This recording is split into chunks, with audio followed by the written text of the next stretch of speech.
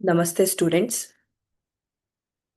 Fire insurance claims ಸ್ಟೆಪ್ಸ್ನ explain ಮಾಡ್ತೀನಿ. So fire insurance claims first year financial accounting ಅಲ್ಲಿ ಬರುತ್ತೆ.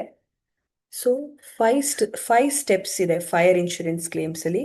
ಸೊ ಯಾವ್ದ್ಯಾವ್ದು ಸ್ಟೆಪ್ಸ್ ಅಂತಂದ್ರೆ, ಮೊದಲನೇದು first one trading account, second step gross profit ratio, third one memorandum of trading account up to the date of fire, fourth one actual loss, fifth step ಬಂದ್ಬಿಟ್ಟು amount of claim. So ಯಾವ್ಯಾವ ಅಕೌಂಟ್ನ prepare ಮಾಡಬೇಕು ಅನ್ನೋದನ್ನ discuss ಮಾಡೋಣ. First one trading account. Trading account ಯಾವಾಗ ಮಾಡೋದು ಅಂದರೆ, fire occur ಆಗಿರೋ ಪ್ರೀವಿಯಸ್ ಇಯರ್ಗೆ, ಅಂದರೆ ಫೈರ್ ಅಕ್ಕರ್ ಆಗಿರೋ ಇಂದಿನ ವರ್ಷಕ್ಕೆ ಪ್ರಿಪೇರ್ ಮಾಡುವಂಥ ಅಕೌಂಟ್ನ ನಾವು ಟ್ರೇಡಿಂಗ್ ಅಕೌಂಟ್ ಅಂತ ಕರಿತೀವಿ. ಸೊ ಈ ಟ್ರೇಡಿಂಗ್ ಅಕೌಂಟಲ್ಲಿ ನಾವು ಏನ ಕ್ಯಾಲ್ಕುಲೇಟ್ ಮಾಡ್ತೀವಿ ಅಂತಂದ್ರೆ, ಟ್ರೇಡಿಂಗ್ ಅಕೌಂಟ್ ಅಲ್ಲಿ ನಾವು ಗ್ರಾಸ್ ಪ್ರಾಫಿಟ್ ನ ಕ್ಯಾಲ್ಕುಲೇಟ್ ಮಾಡ್ತೀವಿ. ಏನ ಕ್ಯಾಲ್ಕುಲೇಟ್ ಮಾಡ್ತೀವಿ? ಗ್ರಾಸ್ ಪ್ರಾಫಿಟ್ ನ ಕ್ಯಾಲ್ಕುಲೇಟ್ ಮಾಡ್ತೀವಿ. ಸೊ ಯಾವಾಗ ಟ್ರೇಡಿಂಗ್ ಅಕೌಂಟ್ ನ ಪ್ರಿಪೇರ್ ಮಾಡೋದು? ಫೈರ್ ಅಕ್ಕರ್ ಆಗಿರೋ ಪ್ರೀವಿಯಸ್ ಇಯರ್ಗೆ. Say for example, fire 2020-25 occur ಆಗಿದೆ ಅಂತಂದ್ರೆ, ಸೊ ಅದರ ಪ್ರೀವಿಯಸ್ ಇಯರ್ 2024ಗೆ ಪ್ರಿಪೇರ್ ಮಾಡುವಂಥದ್ದು ಅಕೌಂಟ್ನ ನಾವೇನಂತ ಕರಿತೀವಿ?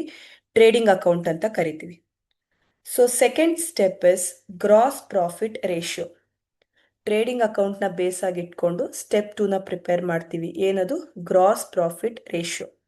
ಸೊ ಫಾರ್ಮುಲಾ ಕ್ಯಾಲ್ಕುಲೇಟ್ ಮಾಡಲಿಕ್ಕೆ, gross profit ratio is equal to gross profit divided by sales into 100. So what is the formula to prepare gross profit ratio?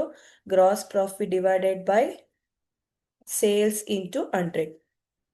So third step ಬಂದ್ಬಿಟ್ಟು memorandum of trading account up to the date of fire.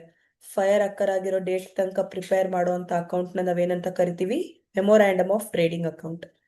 So memorandum of trading account ನಾವು ಏನ calculate ಮಾಡ್ತೀವಿ ಅಂತಂದ್ರೆ, closing stock. ಏನ calculate ಮಾಡ್ತೀವಿ? Closing stock. So fourth step ಬಂದ್ಬಿಟ್ಟು actual loss. Third ಸ್ಟೆಪ್ನ base ಆಗಿ ಇಟ್ಕೊಂಡು ಫೋರ್ತ್ ಸ್ಟೆಪ್ನ ಪ್ರಿಪೇರ್ ಮಾಡ್ತೀವಿ. So closing stock on the date of ಫೈರ್ನ ತಗೊಂತೀವಿ. ಸೊ ಫೈರ್ ಎಕ್ಸ್ಪೆನ್ಸಸ್ ಏನಾದರೂ ಕೊಟ್ಟಿತ್ತು ಅಂದ್ರೆ ಆಡ್ ಮಾಡಬೇಕಾಗುತ್ತೆ.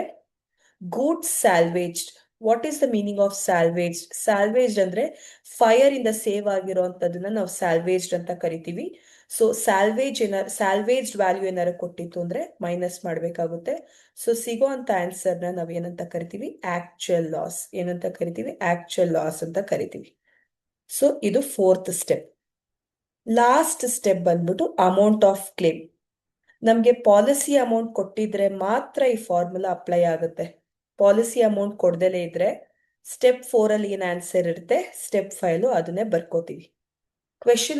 ಕ್ವೆಶನ್ ಅಲ್ಲಿ ಪಾಲಿಸಿ ಅಮೌಂಟ್ ಕೊಟ್ಟಿತ್ತು ಅಂದ್ರೆ formula policy amount into actual loss divided by closing stock on the date of fire.